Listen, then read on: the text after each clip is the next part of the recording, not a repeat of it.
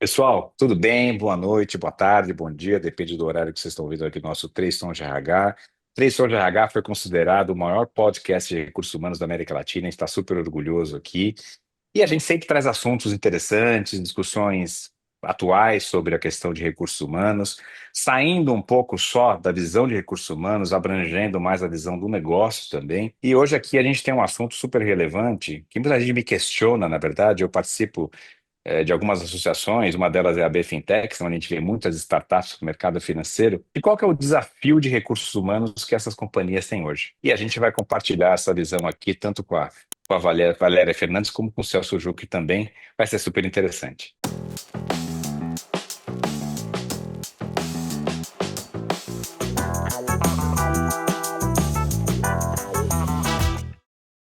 Vamos lá, pessoal. Celso, eu queria começar com você. A tua percepção de consultor, né? Como é que você vê quais são as maiores dificuldades de uma empresa startup? Não vamos ficar atentos ao mundo das fintechs, mas qualquer empresa que Sim. começa, quais são as maiores dificuldades que você enxerga? Eu acho que no primeiro ponto, assim, eu acho que ele tem dificuldade de processos tradicionais, né? Porque, assim, normalmente não tem gente para fazer tudo, não tem tempo para consultorias tradicionais fazerem programas de desenvolvimento das pessoas, e eu acho que isso tudo vai fazendo com que os processos se superponham, se sobreponham, se enrosquem, se embaralhem, e aí tudo isso vai gerando uma certa tensão, porque você precisa chegar num resultado, muitas vezes você recebe dinheiro, né? As startups muitas vezes recebem investimento assim, e tem que chegar em algumas metas, e essas metas acabam chegando muito mais rápido do que a gente espera, apesar de 6 meses serem 6 meses para todo mundo, para uma startup, às vezes 6 meses, ela passa em 2 meses e meio, né? Você percebe que o tempo assim é, é muito rápido, né? Tudo acontece muito ao mesmo tempo. Então eu vejo que grande dificuldade para uma startup, né?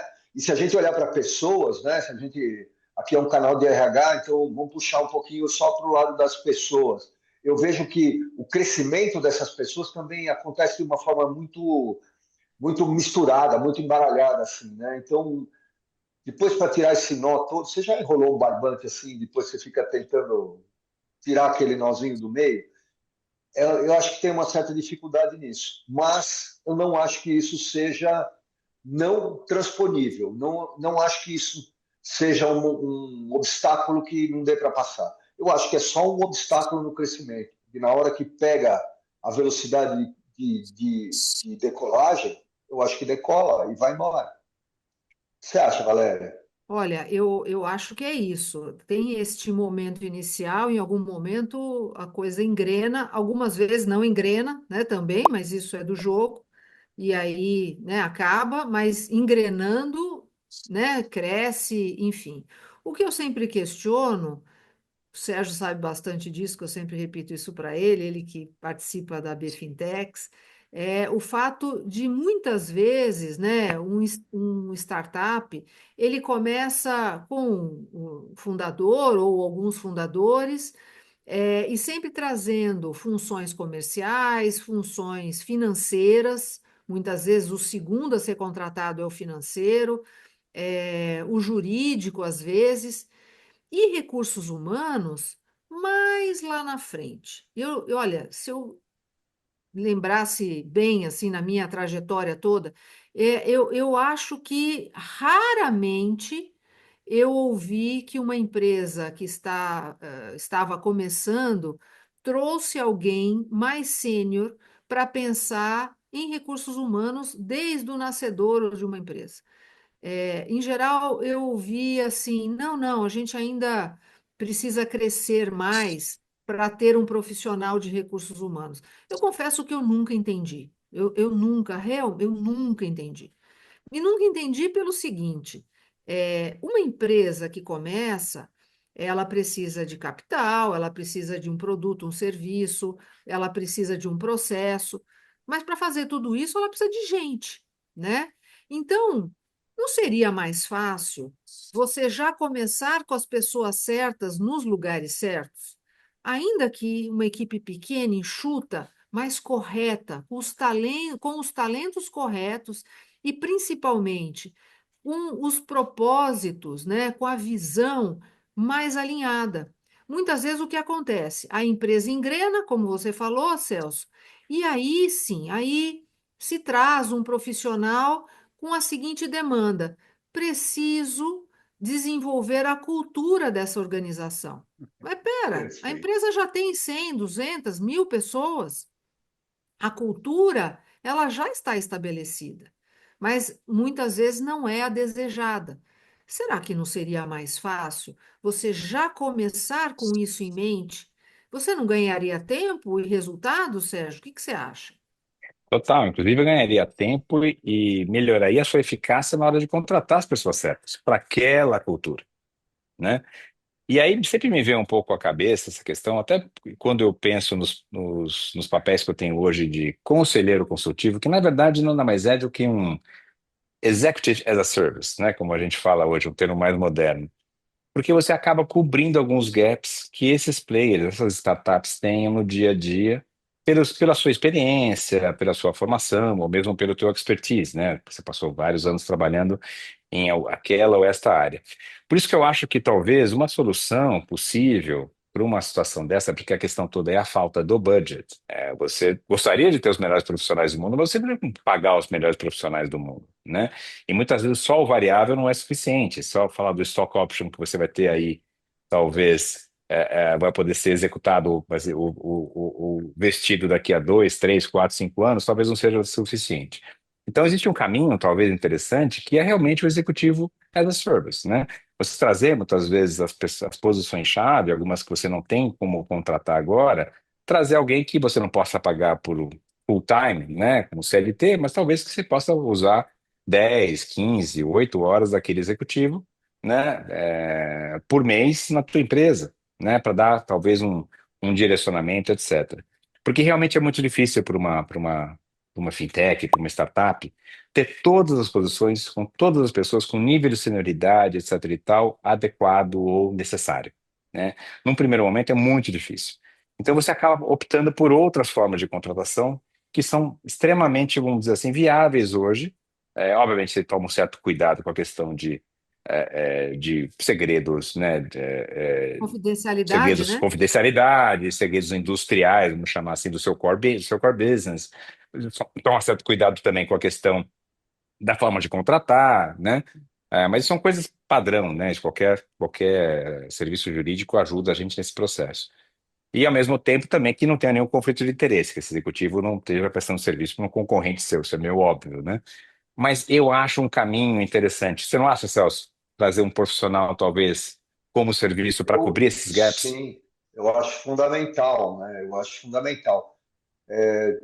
Eu penso que esses gaps principais de comando, vamos chamar de comando, assim, de gestão, tem que ser com profissionais mais tarimbados, mais profissionais do mercado, que podem ser contratados por um período, por tempo, de uma forma. Mas eu queria fazer uma mistura do que você falou versus não, somar com o que a Valéria falou. Se você pega uma startup, né, que você vai contratando, a cultura que ela vai criar é uma cultura caótica, né? Porque cada um vem com a sua ideia, não tem nada de uma diretriz pronta, aquilo lá fica borbulhando. Aí você chega e você começa a contratar não as pessoas do comando, mas quem vai executar tudo ali. E hoje em dia a gente sabe que é uma geração que tem entre 22 e 30 e poucos anos, 35 anos. E essa geração, elas não aceitam um ambiente tóxico, elas não aceitam um lugar onde elas não se sintam bem. E a gente está no meio de uma cultura caótica. Então você tende a perder pessoas, tende a ter um turnover alto, tende, às vezes, a gente que fica estressado a entrar em burnout. Então, assim, você tende a ter situações que, apesar de ser uma empresa, né, que está evoluindo, crescendo ou indo, algumas coisas remam para trás e elas são difíceis de você cuidar se você não tiver esse RH que a Valéria falou muito bem, na minha visão, né? Quem faz essa gestão de tudo isso? Quem faz essa gestão vou pôr entre aspas aqui, né, dessa bagunça toda gerada, né, de uma forma que você é quase uma coxa de retalhos, você vai trazendo para por aqui, vai trazendo, aí vem uma pessoa que comanda, mas ela comanda um monte de gente que chegou, vai se encaixando. Como É é que você faz isso. tudo isso se você não tiver um RH muito bem preparado, né, Valéria? Eu concordo 10 com Eu você. acho que é o profissional. É claro que a gente se pega um pouco nesse título, né, de ter uma área de RH, ou ter um profissional de RH. Aqui a gente está falando sobre o papel de um profissional experiente neste assunto. E aí, fazendo um parênteses também, a gente já ouviu isso, né, Celso? Às vezes, Algumas o vezes. empreendedor, ele, claro, as pessoas trabalham com pessoas há muito tempo, vivem, né? Nós vivemos numa coletividade, então, de alguma forma, você ter facilidade com pessoas, né? Ser um bom comunicador, enfim. Você pode achar o seguinte, não, com gente eu sei bem como lidar e tal. E ótimo, porque isso é uma facilidade quando você tem gestão, quando você tem liderança. Mas não quer dizer que você seja um profissional preparado para esta função, porque essa função, este olhar de gestão de recursos humanos, tem técnicas, tem metodologias, tem ferramentas, tem conhecimento, tem experiência muito específica neste assunto. Então, assim, o que eu vejo, sinceramente, eu acho que a gente vai num caminho ao contrário, talvez, numa grande parte dessas organizações que surgem. Eu começo, com profissionais sem quase nenhuma experiência, e aí vou criando a organização do jeito que dá, e quando ela cresce, aí sim eu trago um profissional experiente. Eu acho que está um pouco na contramão. Eu acho que, num formato adequado, né, a questão orçamentária, ao tamanho, enfim, da organização, você pode ter um profissional preparado, com experiência, para te ajudar a montar uma área que depois siga com profissionais até menos experientes. Por quê? Porque já está tudo organizado. Esses profissionais, talvez ainda em estado de evolução, serão treinados por profissionais que conhecem, que sabem os desafios. E aí as coisas vão de uma maneira muito mais tranquila. Eu acho que é bem o oposto, é bem ao contrário. E como o Sérgio muito bem falou, temos várias modalidades, né, de contratação, não há necessidade de ser um formato full-time para que haja, né, o comprometimento de um profissional com esse conhecimento, com esse know-how. Também não há necessidade de ter um contrato por tempo indeterminado, pode ser por tempo determinado, pode ser por um tempo mensal, semanal, mas é muito importante que alguém que saiba realmente sobre esse tema ajude essa organização, se poupa tempo. A gente acha que turnover é tranquilo, turnover faz parte das organizações. Mas principalmente no início, onde as coisas estão sendo estruturadas, esse turnover, ele pode inviabilizar o negócio. Porque você não tem alguém que pode criar em cima do que alguém já fez. Não, ninguém fez. Então você precisa, por um tempo, ter profissionais que permaneçam. E quando as coisas estiverem estruturadas, aí então virão outros, né? Então, muitas vezes, a empresa ela não consegue dar o segundo passo, ela não consegue evoluir, porque ela acaba caindo nessas armadilhas. Eu acho que são vários pontos aqui para reflexão, né, Sérgio? Vários pontos para reflexão e que talvez até gerem oportunidades para novos podcasts, né? Esse é um assunto que talvez não termine tão rápido. E eu acho que eu concordo com todos vocês. Realmente, a posição de recursos humanos talvez ela deveria ser vista tão importante, de uma forma tão importante como a posição de vendas, como a posição de desenvolvimento de produto.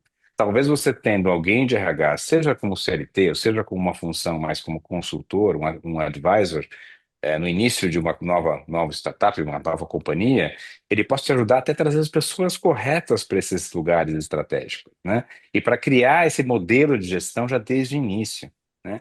Então, eu acho que a gente vai ter ainda muita discussão sobre esse tema. A gente sempre gosta aqui de insistir que vocês compartilhem, que vocês se inscrevam no nosso canal, deem um ok lá, deem um joinha, né? Curtam as nossas conversas aqui, perguntem também, sugiram novos temas. Eu acho que é importante vocês também sugerirem novos temas para a gente discutir aqui no canal. Gente, muito obrigado. Eu agradeço também a Valéria e ao Celso, e até a próxima.